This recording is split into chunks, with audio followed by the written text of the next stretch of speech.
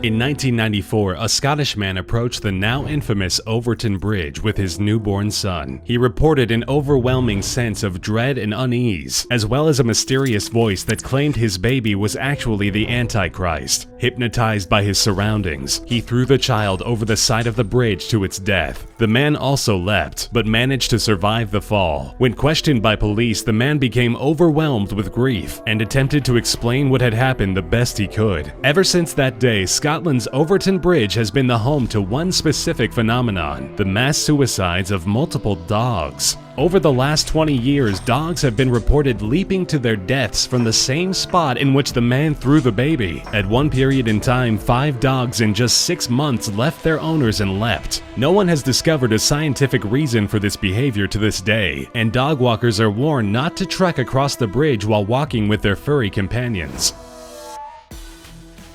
Rupkund, India is home to one of the strangest mysteries on the planet. In 1942, locals discovered a haunted secret in the depths of the frozen lake, sitting in the crevice of a small valley. Over 200 skeletons lie cradled at the bottom. A massive investigation took place, with the skeletons looking so clean and preserved that they were believed to have died recently. But further autopsy work discovered that they were in fact over 1,000 years old and had not died from warfare. The two most popular theories surrounding the case of death are the belief that the lake was a special location for mass suicide, or the idea that this was a small village of people who traveled to the lake for water and were killed by a hailstorm. The only specific feature unifying the skeletons besides their location was the slight fracturing of all of their skulls.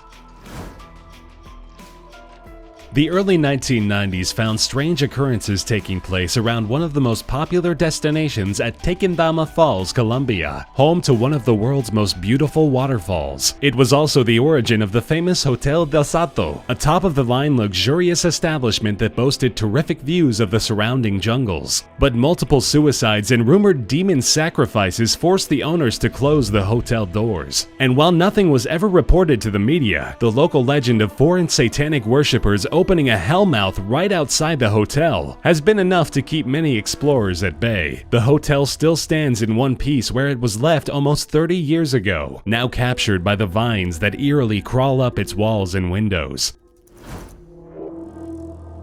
The Kekaha Forest, claiming the second highest suicide rate in the world, has been the subject of multiple films, books, songs, and scientific explorations, and yet there is not one known cause for the number of terrifying losses deep within the woods. Every supernatural entity, from witches to demons to werewolves, has a story twisted in the roots of this sad and evil place, and some scientists have even posited the severe temperature changes by the trees as a reason for the constant suicides. On the edge of the woods, an even eerier sight: dolls tied and stapled to trees in remembrance for lost loved ones the forest has claimed, with piercing, lifeless eyes and limp stature. Warning signs also coat the exterior of the forest, hoping to save anyone they can by offering messages of hope and phone numbers for police. Officers report up to 60 bodies a year in the forest.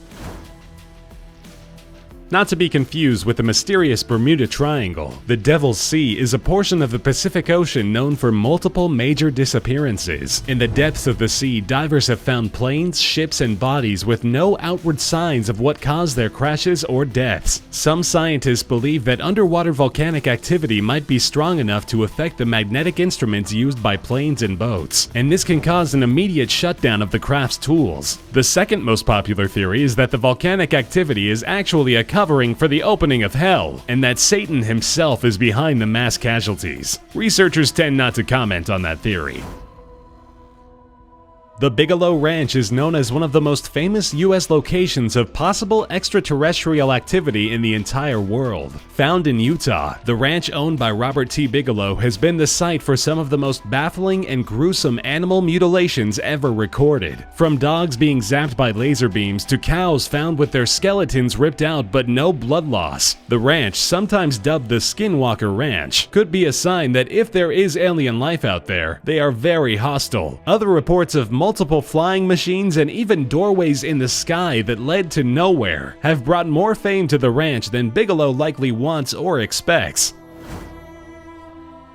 In the 1960s, the U.S. government purchased a large plot of land in northern Ohio that belonged to Summit County. The purchase was for the local national park and forced the residents of the area to abandon their homes for a newly promised recreation center. However, the government forced the park services to burn down any of the remaining homes in order to start rebuilding, though the project was never finished. Now the buildings that remain charred have been given the name Helltown, Ohio, and it has become the home of multiple devil worshippers and illicit activity. Multiple conspiracy theories have risen as to the reason why the government removed all of the residents and attempted to destroy the town. But the most infamous one is that an illegal chemical spill caused the mutation of some citizens, and they and their families were killed in the burning buildings. Another popular location theorized to be a possible hellmouth are the famous mines of Paris. Now heavily guarded by the government, not much is known about the secret location, and it is not open to the public like the local catacombs. The oddest story involving the highly secretive series of dungeons is the discovery of a movie theater deep in the mines. However, when police returned to the theater the next day, it had been entirely taken apart, with not a scrap of evidence of its existence left behind. It is believed that the cinema served the purpose of displaying snuff films, but to whom and who made them is a question that has never been answered.